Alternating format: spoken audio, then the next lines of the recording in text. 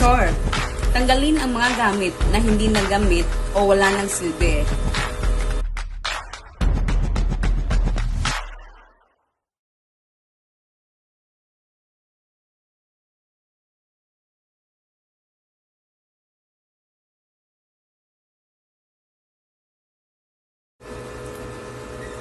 Set in order, ayusin ang mga gamit ayon sa tamang lugar para madaling makita.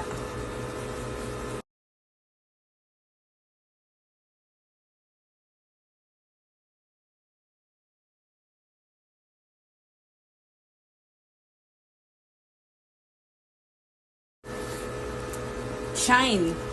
Panatilihing malinis at maayos ang lugar ng trabaho, kagamitan upang masigurado ang kalidad ng serbisyo at kaligtasan ng mga tao.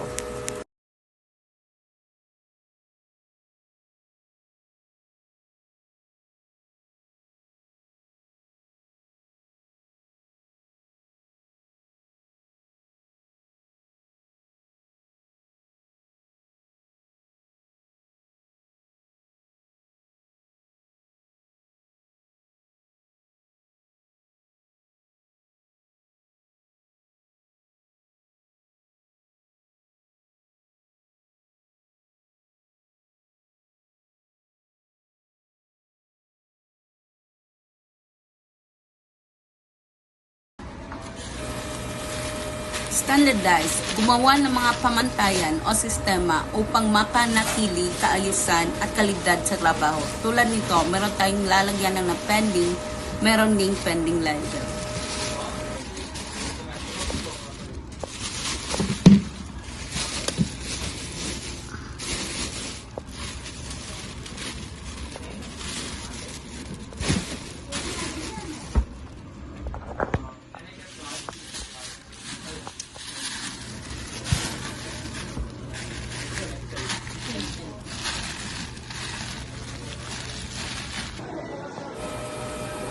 Sustain, sanayin ang sarili at iba ng magiging disiplinado upang tuloy na mas isagawa ang 5S dito sa store.